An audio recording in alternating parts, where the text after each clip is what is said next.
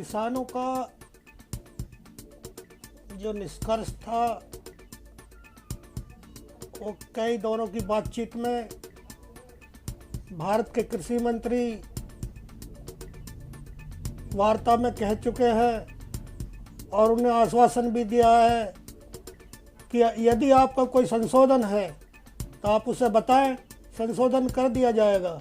लेकिन ये धरना ऐसा लगता है कि देश में जो विरोधी पार्टियां हैं वो सब इसमें सम्मिलित हो गई हैं और अब ये वास्तव में किसानों का धरना नहीं रहा, अब ये राजनीतिक मंच बन गया है और ये लोग इस धरने को लगातार बढ़ा रहे हैं। दूसरी तरफ सरकार पूरी तरह से किसानों के पक्ष में खड़ी हुई है, क्योंकि जब से मोदी सरकार बनी है तब से किसानों के लिए लगातार काम कर रही है। कुछ चंद लोगों के कहने से कृषि बिल वापस नहीं होगा, क्योंकि ये लोकसभा और राज्यसभा में पास हुआ कानून है। ये कोई चिट्ठी तो है नहीं कि वापस ले ली, ये एक संसदीय प्रणाली का हिस्सा है, इसको वापस नहीं किया जा सकता। संशोधन जरूर हो सकते हैं यदि ये किसान लोग तैयार हो। और लगातार भारत के प्रधानमंत्री जी ने भी आश्वासन दिया है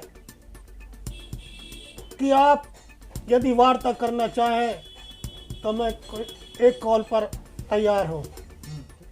ये कोई बड़ा आंदोलन नहीं होगा, ये केवल विभिन्न पार्टियों के नेता अपनी अपनी कुर्सी बचाने के लिए किसानों के हितैषी बनकर आगे आने वाले चुनाव की तैयारी में लगे हैं। ये कोई किसानों का भला नहीं करने वाले, क्योंकि 70 वर्षों में इस देश में दूसरी सरकारें रही थी, उन्होंने किसानों का नाम पर वोट लिया और सरकारें बनाई, लेकिन किसानों का कभी भला नहीं किया। भारतीय जनता पार्टी की सरकार बनने के बाद किसानों के लिए जो बजट अभी जारी हुआ है उसमें भी बहुत पैकेज रखा गया है, जिससे हमारा किसान मजबूत हो और देश मजबूत होगा जब किसान मजबूत होगा। क्योंकि देश में जो छोटा छोटा किसान है वो तो वास्तव में मंडी तक पहुंचता था और अपने माल के कुछ दाम लेकर वापस चला आता था। बिचौलियों ने मंडियों पर कब्जा किया हुआ था और ये जो धरना दे रहे हैं ये वास्तव में बिचौलिए हैं। एक भी किसान इनमें नहीं है, ये सभी लोग दलाली करते हैं और इन दलालों की छुट्टी होने जा रही है। इसलिए ये लोग झुंड बना करके सरकार पर दबाव बनाना चाहते हैं, लेकिन ये भारतीय जनता पार्टी की सरकार है, मोदी जी की सरकार है, जो कहा है वो किया है और सबका साथ सबका विकास। 26 जनवरी पर जो कुछ लोगों ने उपद्रव किया है ये वास्तव में निंदनीय है और ये एक साजिश के तहत किया गया है और वो साजिश इस देश की सरकार को हिलाने की थी। देश का मान पूरे विश्व में खराब हो जाए ऐसा इन्होंने कृत्य किया था, लेकिन हमारे देश के वीर सिपाही जिन्होंने कोई भी प्रतिशोध की भावना से काम नहीं किया, किसानों पे कोई लाठीचार्ज नहीं किया, केवल देश का मान बचाने के लिए सड़क पर खड़े रहे। और जिस समय लाल किले पर तिरंगे झंडे को उतारने की कोशिश की गई उस समय थोड़ा पुलिस हरकत में आई और उसको जख्मी किया।